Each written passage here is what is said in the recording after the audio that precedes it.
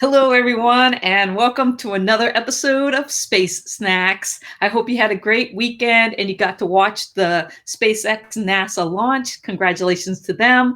And I have a very special guest today because Vivian White is here, and Vivian and I know each other from the Astronomy in Chile Educator Ambassador Program. It is so great to see you, Vivian. How are you doing today? Cyan, it is wonderful to see you. I'm doing pretty well. It's a Monday morning, so I'm starting again. I'm excited to be here, and this is a really nice way to start my week. Oh, and tell us a little bit about yourself and your background. Yeah, I started school kind of late and got a degree in physics at San Francisco State University, and have used it mostly working at the Astronomical Society of the Pacific for almost 15 years now. And I run the NASA Night Sky Network, which is a group of more than 400 astronomy clubs across the country. And we help support them with NASA speakers and activities. And we run a calendar for all of their events. So yeah. Oh, well, I've got all kinds of questions, so I can't wait to get into that. But I want to know why space? What was it about physics that you said you kind of got a late start? What drew you to that? Well, I when I was in high school, I really wasn't a terribly good student. It was not my forte, the whole school bit. And I did a lot of reading on my own and I really loved physics my whole life. I loved the way it explained things. I loved thinking about the world in terms of like small particles. I really loved that whole idea. And so I went off and had many adventures and came back and thought, I think I'd like to study physics. And I went to a community college. Yay! I know. At Sacramento City College was my beginnings into physics. But then when I got to San Francisco State, I took an astronomy class and I fell in love. I thought, oh, now there's an application for all this physics. This is much more exciting than just thinking about it. This is what's going on in the universe. So yeah. Oh, I love that. Yeah. In that kind of discovery, I kind of had an aha moment myself when I went to graduate school in geology at Arizona State University, and I walked into the class. They made me a teaching assistant, and they gave me my book and my schedule and said, "Go teach." And I walked into the classroom, and the light bulb went off, and I was like, "I want to do this. This is awesome. I love Yeah, this." And absolutely. so just figuring that out. And I want to talk to you about education. Did you know that you had this love of physics, found astronomy, but you're really a science communicator, educator, education specialist in STEM. Tell us about that. Right. When I was still in school, I volunteered for a project called Project Astro, where they bring amateur astronomers and professional astronomers and student astronomers into classrooms. And I loved that thought of inspiration, of inspiring people. And some of the kids came back years later. I stayed friends with that teacher for many, many years. And the kids came back and they talked about the astronomer who had come. And being a woman astronomer was a big surprise for them. And I really got the feeling of how much happens outside of school, outside of the like daily curriculum of school, right? Mhm. And this informal learning that occurs. And I was a member of the San Francisco Amateur Astronomers and loved that and loved sharing the night sky with people. So informal education became kind of a passion of mine. Thinking about, we spend these 8 hours a day for 13 years, except for summers, in these classrooms, but all of the rest of the learning that happens outside of that. And so much about what we are interested in really happens outside of that. So I love informal education. And it's an area that often gets overlooked, which is unfortunate.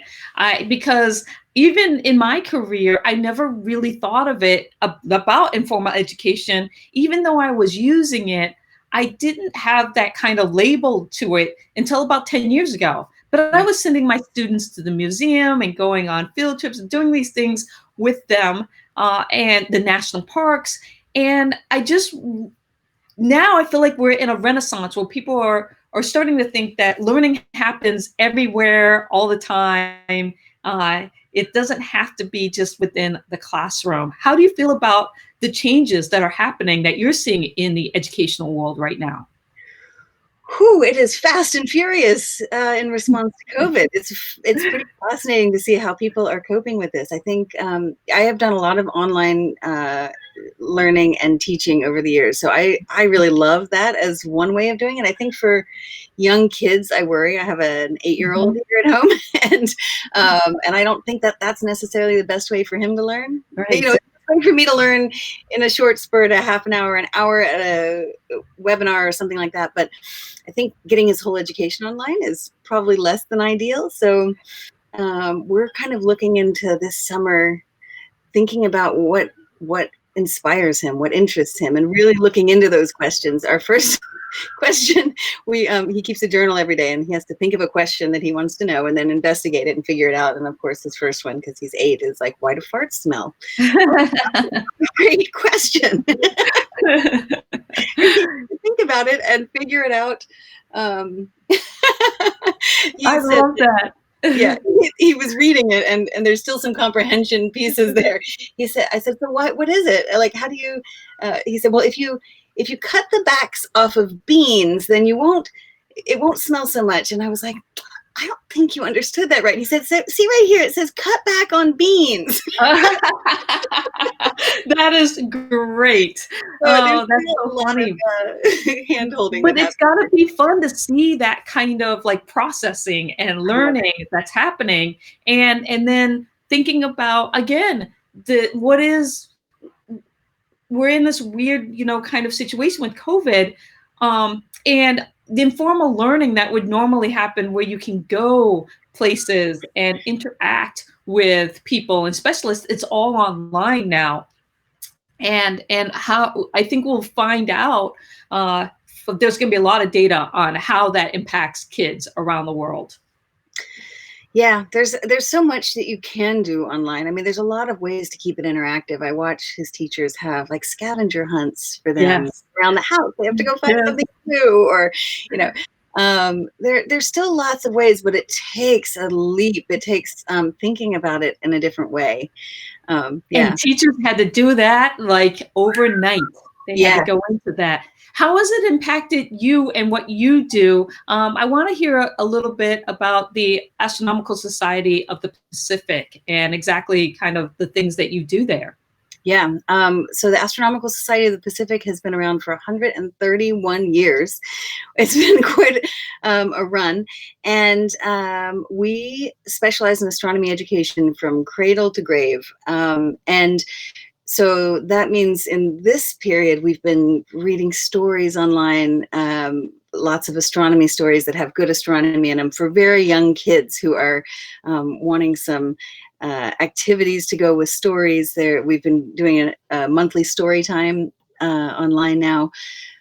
We are offering a lot of support for teachers. We have teacher programs where helping transition to teaching online and kind of thinking of some of those ways to do that. There's a lot of great tools out there. So sometimes even just introducing and letting teachers play with the tools and figure out how to use them together is a lot more interesting than having to figure something out on your own.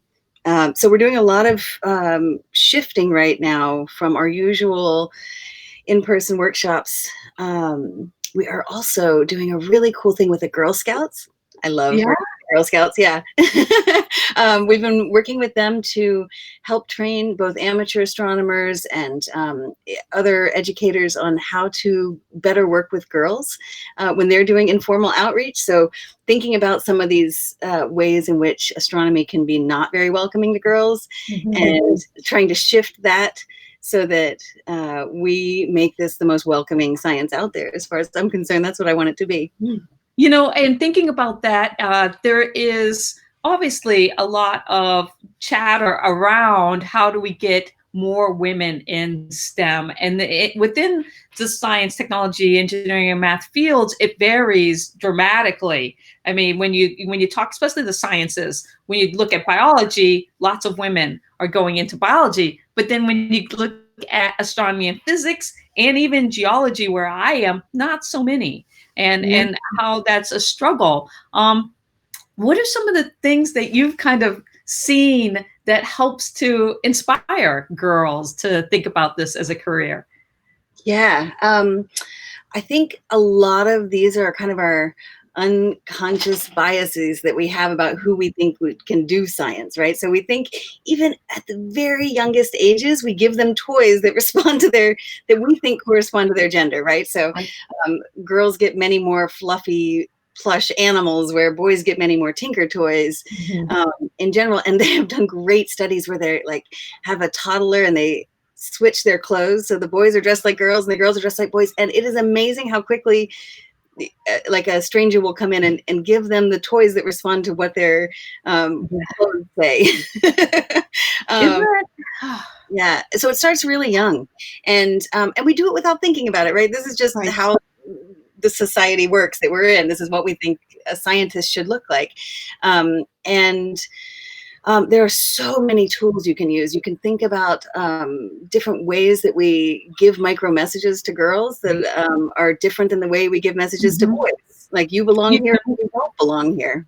I remember very specifically at a young age wanting to be a boy. And the reason why was because I saw my brothers being able to do fun things, and I was told no. Like playing sports outside, running around, grabbing lizards and snakes, and doing all of these things. And I remember very early on processing that, there was something wrong here. And I was like, well, I remember going to well, why can't I be a boy? Because you do all the fun stuff.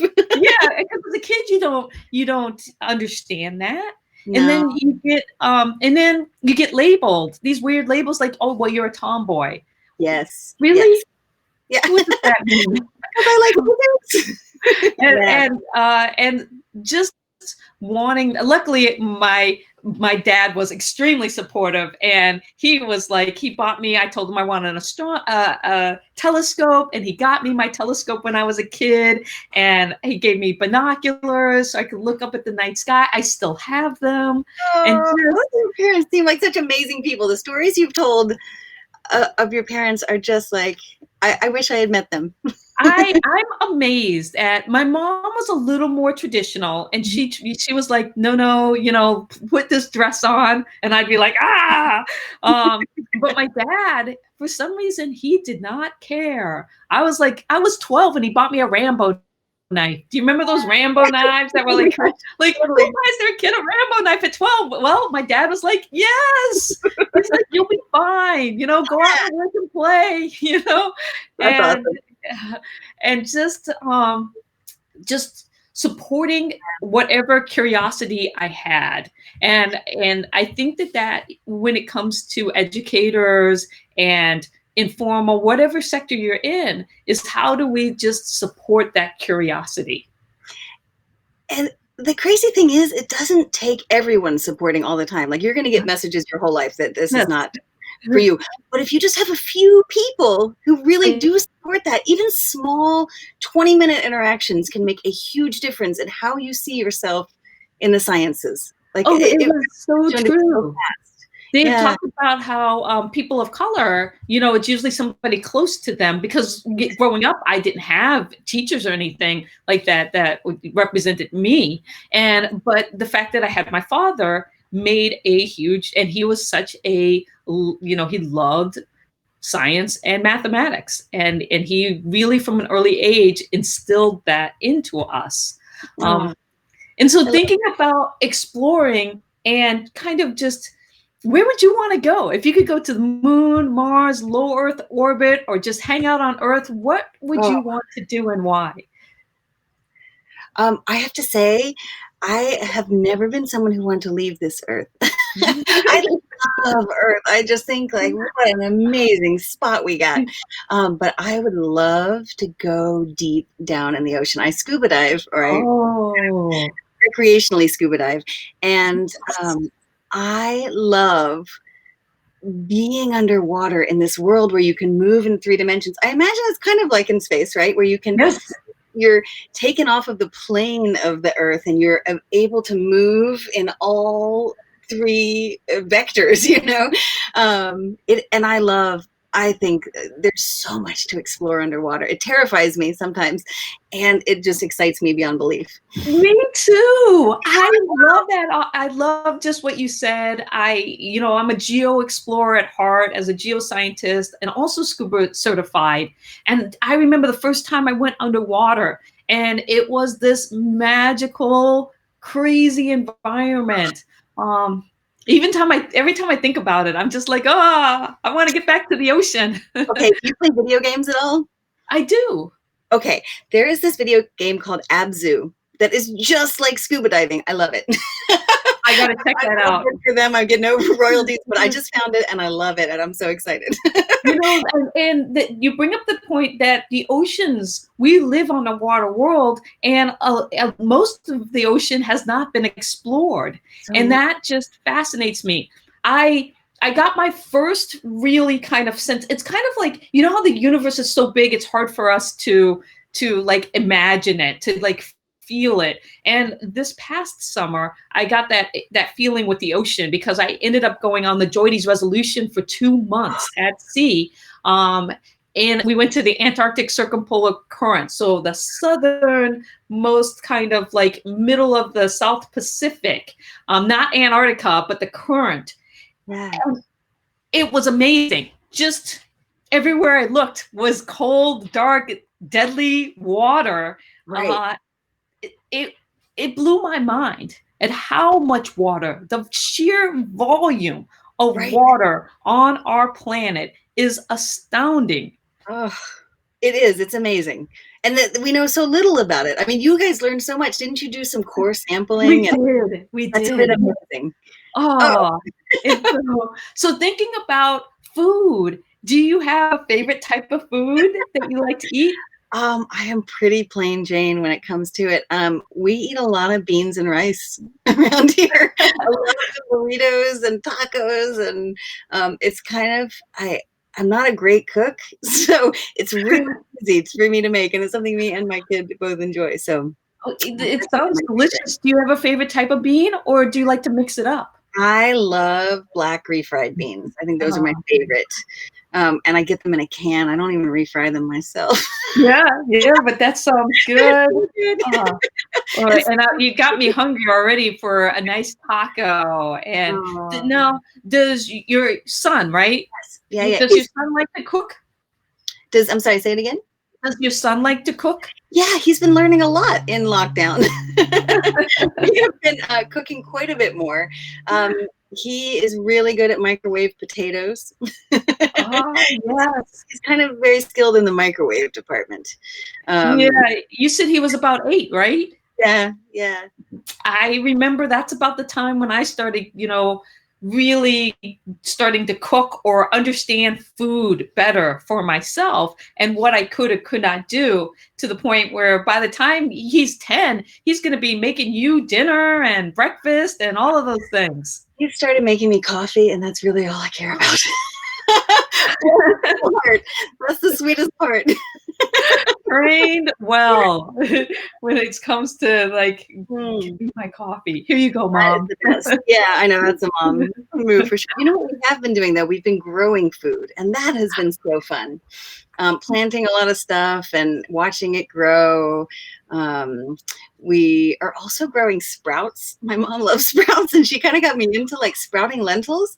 What I was thinking about when in your cookbook, all the things you could take to Mars, and I thought I would take lentils because I love sprouted lentils. That's really good. They store forever and ever, and I think that's what I would, whether it's the apocalypse or Mars or whatever we're going to do next. I haven't done that. Lentils, sprouted lentils. I hadn't even thought about that. I'm going to have to look into that. Delicious, and they're so easy. Okay, that sounds great. The growing food has been, I just started doing that about 3 years ago with my husband. And my mind, from buying stuff and packaged in a grocery store to actually growing and harvesting and picking stuff. Yeah. I think everybody should have some kind of garden, even if it's an herb garden, Right. Just feeling that connection to our food. Yeah. And it tastes so much better. I mean, what are you growing? I know you've got the sprouts, but what other kind of stuff are you growing? We've got a lot growing this summer. We've got a lot of tomatoes and cucumbers. We've got beans, green beans. What else is in there? We still have some spinach left over from the winter. We're just letting it kind of go. Strawberries. Lots of strawberries. What did you say? Strawberries is what we had in there. And they are really taking off for the first time. I've never had much luck with strawberries, but man, they're good this year. We had an interesting time this year because we had our tomato plants. It's starting to get hot, so we're at kind of an opposite growing season. And we'd go out, and the ripe ones, as they were just about getting ripe, would be half nibbled. Like half of them would be gone. And we were like, well, what do we have worms? What's going on here? And so, hi. Hi. How are you doing? Good. We're just talking about food. Do you have a favorite type of food that you like to eat? Yes. What is it? Burritos. Oh, burritos. And what do you like to stuff into your burritos? Beans, rice, and cheese. Beans, rice, and cheese. Just like Mom. He is an explorer like me too. He's already ready to go to the beach. He's off. Oh, yes.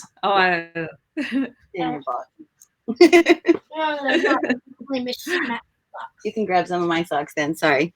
I love that. He's ready to go. Yeah. We had to put out a camera. And so my husband's like, we got to figure out what's, getting into our garden. And we put out a camera at night, and a whole family of mice. I think they were rats were coming up. We have raised beds, crawling up and, running around and having a buffet. Yeah, I know. It's tricky. It's hard to keep out rodents, and we have a lot of squirrels here. They love to eat. Oh. We have a pineapple guava tree that was here when we got here, and they get drunk as skunks. Pineapple guavas when they come in, and they fall out of the trees. They're a mess. That's really funny. And it's really, every year it's something different that we've found, because we've never had the rodents before until this year, but we've had other things, and I like it because it's kind of a fun, interesting challenge to see, all of the interactions of the food web and how it all kind of connects, and what we will eat when we go to the moon and Mars and beyond. So who would you want to have a nice burrito with? If you could eat it with anybody, who would you want to have it with, and why? That's a tricky one. Probably Carl Sagan. Oh. I love the way he was in the world and how he could explain science. I think I could just sit and listen to him and talk with him all day. I hope he liked burritos. Oh, I'm such a Carl fan, and it's one of those things where I didn't know, I watched Cosmos and stuff, but as a kid, you're like, you're just watching a show. But now, after they passed away, you're like, oh, how did I not figure that guy out? Why didn't I go? Because we were in upstate New York, and he was at Cornell, and and I'm amazed at some of the. But what's been interesting is seeing some of the new communicators that have sprung up as a result of him and their love of the cosmos and all of that. Did that influence you? Oh, absolutely. I mean, I read quite a few books. Stephen Hawking's book I thought was fabulous. There were quite a few just popular astronomy and physics books that I thought, oh, wow, if you could explain things like that And I had a professor who said, if you can't explain it to your grandmother, you don't understand it. And I do feel like that's true, that like, if I can't explain it to my mom, then I don't really understand it. I can't break it down enough in my own head to be able to understand it. So that's a good litmus test for me. And that's so funny that you mentioned Stephen Hawking also, because I also read some of his books, because I loved the way that he also had just a unique way of communicating science, that I just so related to. I loved it. Yeah. Do you have dinner with? Has somebody already asked you that? Who would you have dinner with? Who would be your? I've got it. This is one where, again, thinking about someone who's no longer here, it would have to be my dad. He passed away when I was 19. And so you really don't learn to appreciate your parents until you're an adult. And you don't, as a kid, really know how to ask the questions that are relevant. For the most part, your parents are just, an annoying adult that like makes you do things. And then you get older and you're like, wait, what? He did what? I have this here, which is my dad's Apollo certificate. And so I was born on Guam because my dad worked for NASA during the Apollo missions. And so Neil Armstrong's autograph to my dad and all of these things that I just didn't really understand when I was, 12, 13, 14. He was just the guy that, bought me cool gifts and kept me safe and, encouraged me. But his career wasn't something that I completely comprehended. So, yeah, thank you for asking me that. You're the first one to ask who I would take. I love stories of your parents, truly. Do you have a favorite celestial object? And if so, what is it? Yes, that's the second time you've asked me. I love that. Nobody ever asked that question. My favorite that I can see is the Great Globular Cluster in Hercules. And that's what I can see in the northern sky. I think that in the summer, there's something about being up really late and looking kind of straight up. It's right overhead in the summer when it gets good and dark. And I have an 8-inch Dob that I love, and you can just point it up there and it almost doesn't move at all for a little part of the night. It feels like it's really easy to keep track of, and it's one of those things where I imagine being there. Like I imagine what it must be like to be on a planet circling one of these stars in this really dense cluster. It's like Nightfall, that book. I think that the short story, it's one of my favorites, about what if there were just so many stars in the sky, so close that it was bright all the time. Yeah. I never thought about that. I really love what you just said there, and being able to visualize that. It would be spectacular. It would. To have them all so close.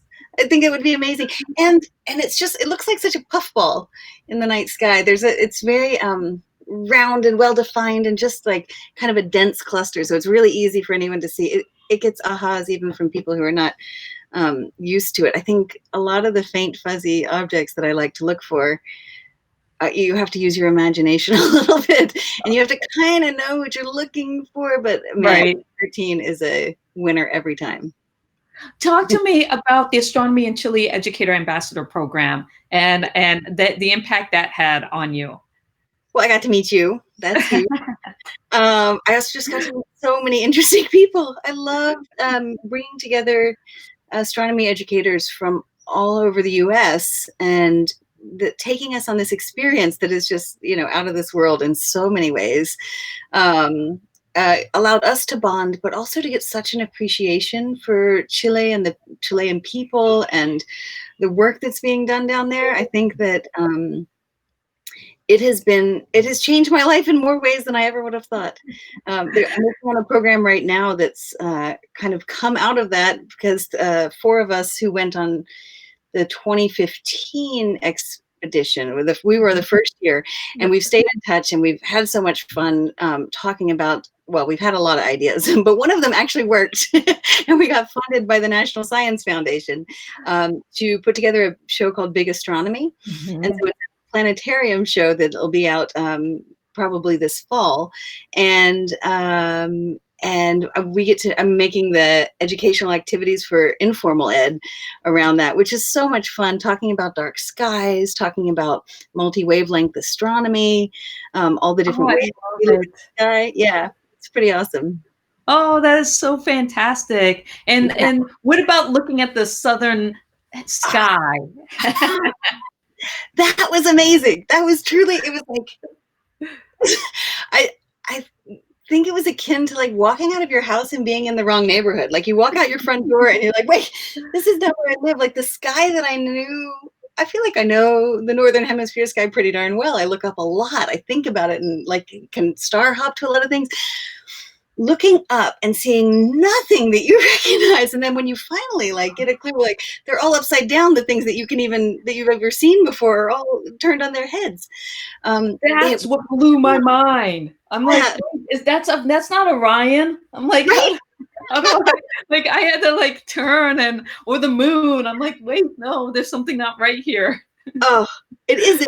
It's not at all what you're expecting, and the Milky Way. Oh my God. The Milky Way in the Southern Hemisphere is just dramatic and beautiful, like nothing we see in the Northern Hemisphere. Oh, it's so true. And one more food question. Cookies. Talk to me about cookies and baking.